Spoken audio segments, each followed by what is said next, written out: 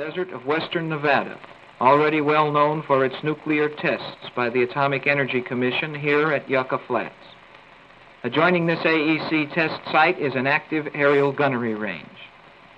Early in 1955, by presidential order, 60 square miles of this prohibited area were set aside for a special purpose. There's a narrow air corridor to reach this spot on the map. Air charts order closed to all personnel and aircraft except on orders from the Chief of Staff, U.S. Air Force. The name of this isolated spot in Nevada is Watertown, and its very isolation is of the greatest importance.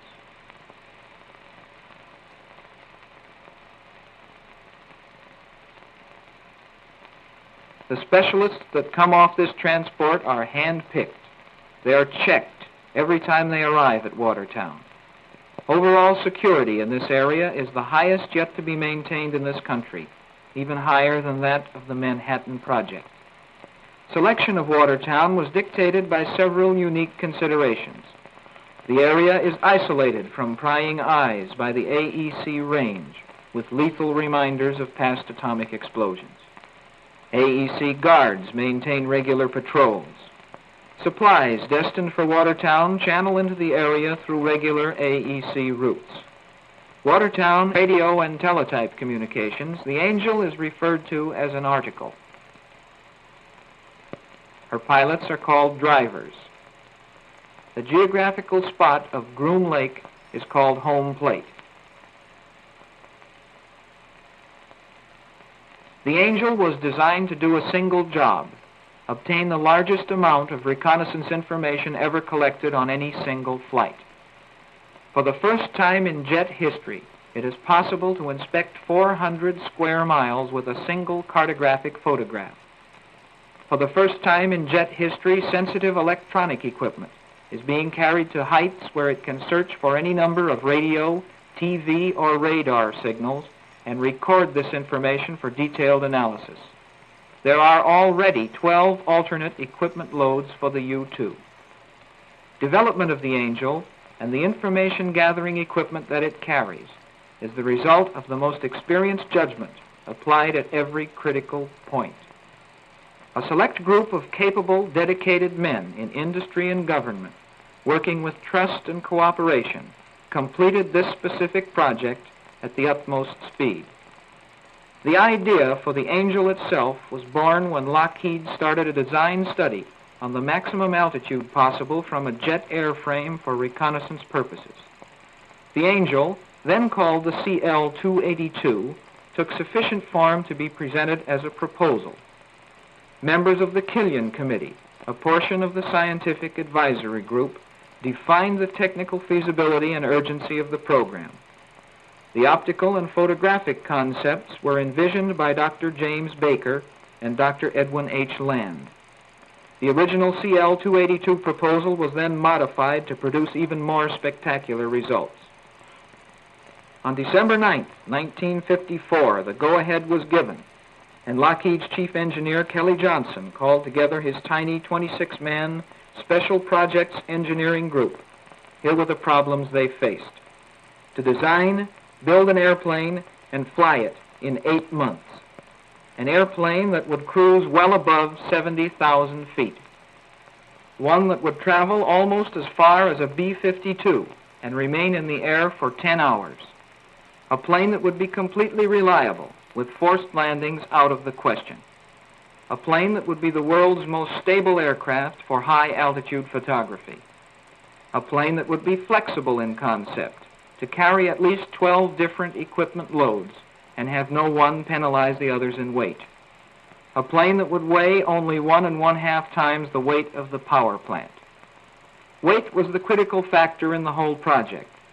Designers said they would trade their collective grandmothers for 10 pounds of empty weight. Pounds, in fact, were called grandmothers. But weight could not be saved at the expense of reliability, a real engineering challenge, met with proven know-how and a basic design so simple that it was almost revolutionary. The Angel is simplicity itself. All control surfaces are cable-operated. The tail section of the fuselage attaches with only 3 bolts. The inside of the 80-foot wing is just 4 big fuel tanks. The interior of the fuselage is plain and uncluttered. The cockpit canopy, stressed to handle a pressure differential of 5 pounds per square inch, is operated by hand. The pant leg engine intake ducts presented a problem. At altitude, near-perfect ram air distribution was needed to keep the engine running. The final intake on the Angel gives as good pressure distribution as would be found in a power plant wind tunnel. A unique gust relieving feature was designed into the wing of the Angel to reduce tail loads and wing bending in turbulence. The flaps tilt 4 degrees upward, and the ailerons tilt 10 degrees to completely change the airfoil characteristics. During development of the Angel, Kelly Johnson met with each member of the Special Projects Group at 7 every morning. Any problems occurring on the previous day were discussed and corrective decisions were made immediately. Subcontracting was virtually impossible. 87% of the prototype Angel was fabricated in one building in Burbank. Components were run through the company's big presses at night and on Sundays, then hidden from day shift workers. The C&J Manufacturing Company, for Clarence Johnson, was formed in an unmarked downtown warehouse to handle shipments from vendors in unmarked trucks. Designers of the Angel couldn't even get into a high-speed wind tunnel, so calculations were made with computers. 50% of production took place in this building at Bakersfield. At peak production of the 50 U-2s, only 600 people were involved, just 1 man in every 60 on the Lockheed payroll. The Angels were completely assembled here, checked out, disassembled, and shrouded in canvas for airlift to Watertown. Fuel and hydraulic fluid were added for the first time at Watertown, and the Angels were tested by company pilots.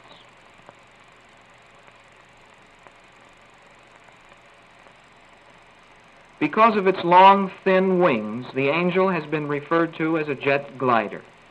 It has the world's most efficient lift-drag ratio for powered aircraft, 25.6 to 1. That's better than many competition sailplanes. From 70,000 feet, the Angel can glide 300 miles without power. The engine for this aircraft was originally the Pratt & Whitney J57-37, a 10,500-pound thrust unit built for the B-52. A later 11,500-pound version, known as the -31, was developed specifically for the Angel. Pratt & Whitney President Jack Horner and Chief Engineer Wright Parkins crammed a normal 3-year engine development program into 12 months. The new engine has a 16-stage compressor with 9 stages in the low range and 7 in the high-pressure chamber. The low-range compressor is driven by a hollow shaft and turns at a lower speed than the high compressors. The Pratt & Whitney engine operates at full power for the duration of the flight. At sea level, this unit gulps nearly 9,000 pounds of fuel per hour. At 70,000 feet, this drops to 700 pounds per hour. At 74,600 feet, the engine will quit from oxygen starvation. In early stages of the program, as many as 6 flameouts occurred on a single flight. With the new fuel system and turbine design of the -31 engine, flameouts have ceased to be a critical problem. An improved ignition system ensures air restarts at high altitudes. In the first 20 months that the Angel flew, logging over 5,000 hours in the air, there were just 2 forced landings away from Watertown.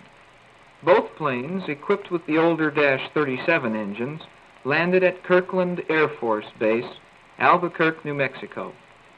After each development flight, a careful accounting is made of fuel consumption.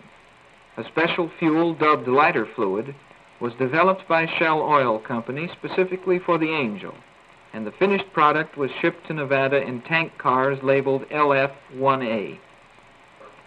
This blend will not boil at the low pressures encountered at altitude, yet will still give adequate air starts.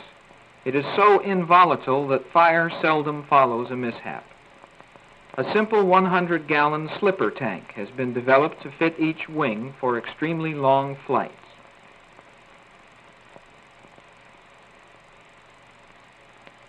These pressurized tanks contain enough fuel to carry the Angel to cruising altitude, where they have no significant effect on speed or range. Even after the addition of an external drag chute, 3 times the normal oxygen supply, improved braking, and an autopilot, the final all-up weight was within 10 pounds of the original proposal.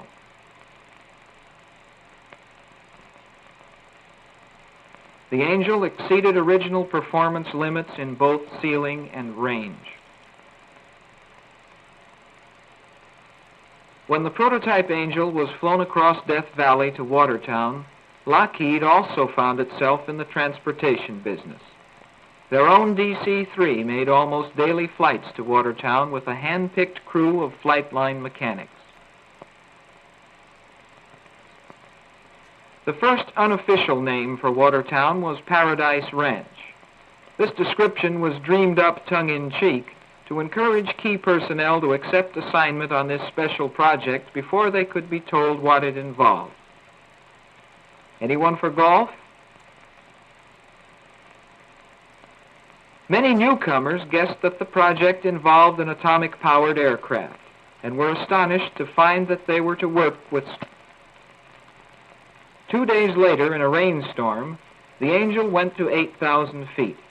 That day it took 5 attempts to land the plane because it would fly on idle engine thrust. The unusual bicycle landing gear, designed for the lightest possible structure, weighs 257 pounds. A conventional gear on a comparable aircraft would weigh 750 pounds and take room out of the wings that is vital for fuel. Wing-mounted pogos drop off during takeoff, again in the interest of saving weight.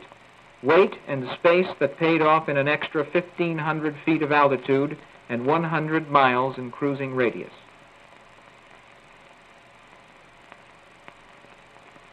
As the operation at Watertown grew in scope, more transportation was required. A daily military air transport shuttle system was begun with C-54s from Burbank. In bad weather, one of these transports crashed into Charleston Peak, a few miles north of Las Vegas.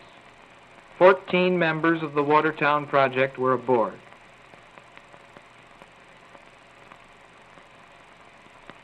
The program has not been without other casualties.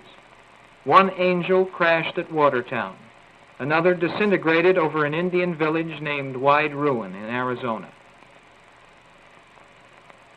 A third, with Lockheed pilot Robert Seeker aboard, disappeared near Watertown.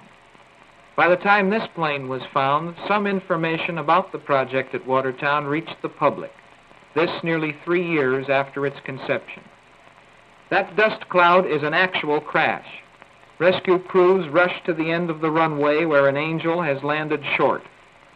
The pilot here was uninjured, but emergency crews take no chances with leaking fuel.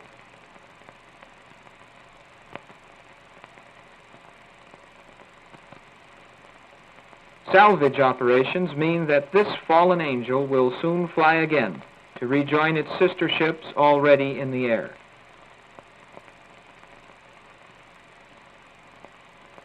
This project has had fewer mishaps than is normal with new aircraft, yet unique ground handling equipment designed solely for the Angel operates as well at this crash scene as it does on the flight line.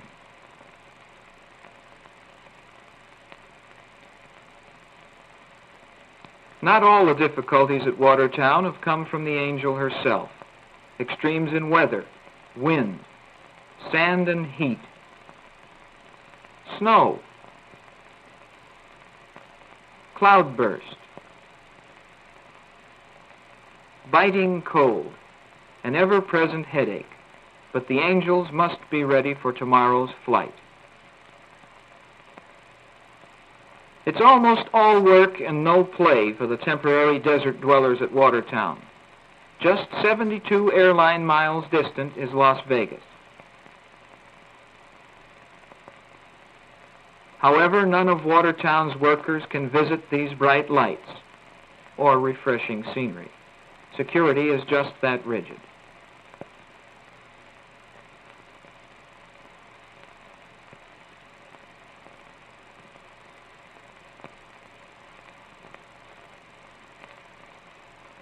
Meanwhile, back at the ranch, volleyball, pool, a 16mm movie, and a tiny converted mess hall are just about the only diversions. Those who remain over a weekend may explore long deserted gold mines.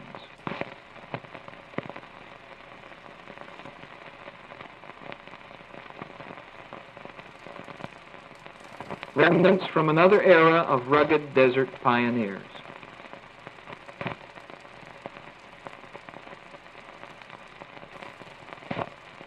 Here, as seen by few men, is what the world looks like from 70,000 feet. These scenes were photographed over Arizona by Ray Gowdy, one of the 5 Lockheed test pilots who have handled all development and production testing of the Angel.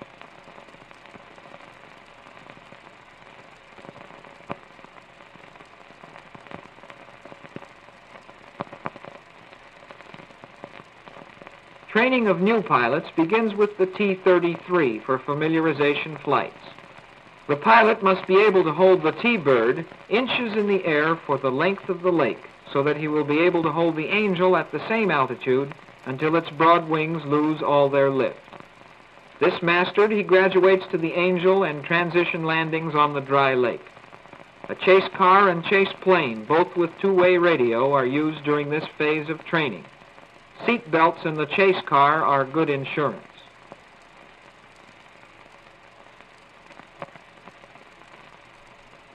The new Angel pilot makes at least 3 landings with the pogos installed. She's a little easier to handle that way. Takeoffs are smooth from Groom Lake.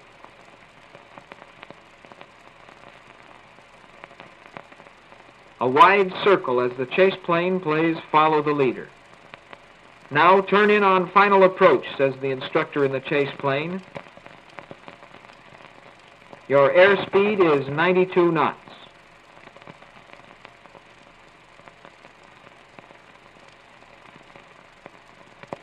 The chase car pulls into line and picks up speed.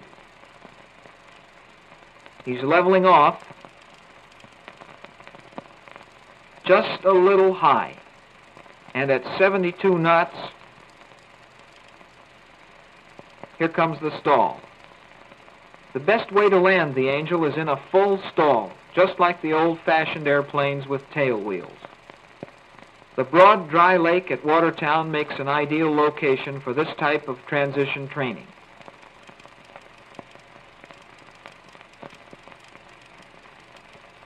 After the landings improve, the pogo safety pins are removed, and the new pilot is on his own.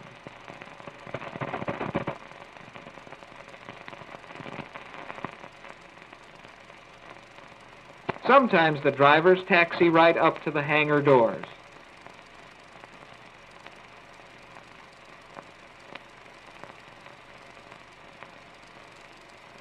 Not bad at all for an airplane that's supposed to be hard to handle on the ground.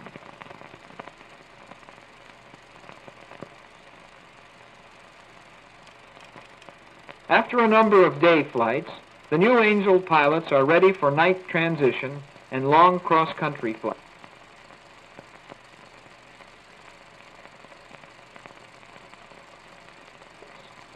It's no accident that the complete Angel and all its intricate cargo can be disassembled and packed quickly, ready for airborne transport. Everything about the Angel can go aboard a cargo plane. Cameras in their dog houses, engines, lab equipment and supply,